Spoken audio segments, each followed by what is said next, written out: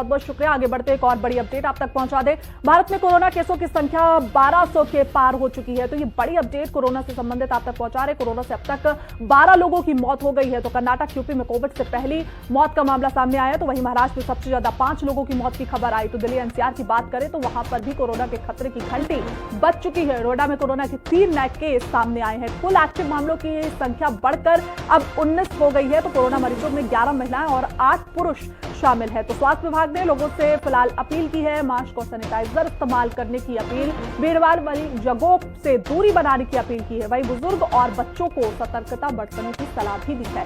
तो बीमार लोगों को विशेष सतर्कता बरतने की सलाह लगातार स्वास्थ्य विभाग दे रहा है। तो आपको बता दें कि स्वास्थ्य विभाग ने लोगों से लगातार मास्क पहनने और सैनिटाइजर का इस्तेमाल करने की अपील की है। तो हमारे साथ ज्यादा जानकारी के साथ हमारे सहयोगी नवीन निशांत हमारे साथ जुड़ गए। नवीन, देखिए दर पर दर कोरोना के मामले हैं वो बढ़ते जा रहे हैं। कितनी गंभीरता से इसे लेना चाहिए लोगों को? बिल्कुल, देखिए कुछ दिनों से कोविड के जो मामले हैं वो लगातार बढ़ते जा रहे हैं और देश में कोरोना के एक्टिव केसों की संख्या 1200 को पार कर चुकी है और अब तक कोरोना से देश में 12 लोगों की मौत भी हो चुकी है। महाराष्ट्र में जो है वो कोविड का ज्यादा प्रकोप देखने को मिल रहा है और वहाँ 5 लोगों की मौत कोविड से हुई है।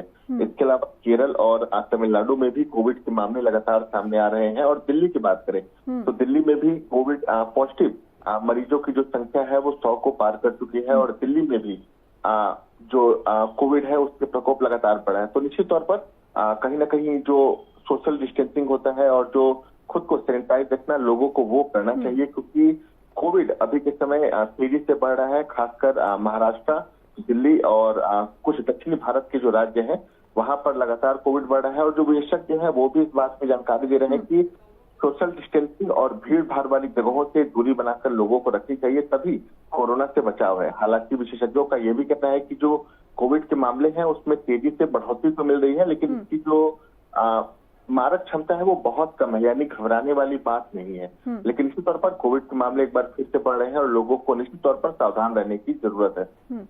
बिल्कुल नवीन, देखिए पिछली बार जो कोरोना की वेव सामने आई थी तो उसमें बच्चे हो, बूढ़े हो, कोई भी हो या मिडिल लोग हो, जवान लोग हो, सबको कोरोना ने घेरा था। इस बार जो मामले सामने आए हैं पूरे भारत में लगभग 1200 जो केस सामने आए, उसमें सबसे ज्यादा कौन से वर्ग पर कोरोना का असर हमें देखने को मिला है? देखिए, जो बुजुर्ग हैं यानी जिनकी उम्र 40 से ज्यादा है उनमें ही बहुत ज्यादा कोविड का असर देखने को मिल रहा है। लेकिन कुछ जगहों पर ऐसे भी मामले आए हैं जहां जो न्यू बॉर्न बेबीज होते हैं, जो छोटे बच्चे होते हैं जिनकी आयु 2 से 3 साल तक होती है, उन्हें भी कोविड देखने को मिल रहा है। क्योंकि जिनकी उम्र 14 साल से 35 साल के बीच है वो स्ट्रांग होते हैं आमतौर पर, उनके अंदर कहीं ना कहीं जो इम्यूनिटी होती है वो भी काफी ज्यादा होती है। तो ऐसे में जो बुजुर्ग हैं या फिर जो छोटे बच्चे हैं उनमें ही कोविड के जो सिम्टम्स हैं, जो कोविड का खतरा है वो ज्यादा देखने को मिल रहा है। और डॉक्टर्स भी लोगों को सलाह दे रहे हैं कि अगर आप बुजुर्ग हैं, अगर वो छोटे बच्चे हैं तो वो ज्यादा घर से बाहर ना निकले, भीड़ भाड़ वाली जगहों से जाने से परहेज करें। बिल्कुल नवीन, क्या सरकारी अस्पतालों में व्यवस्थाएं की जा रही हैं? किस तरीके से अलर्ट मोड पर अस्पतालों को रखा जा रहा है?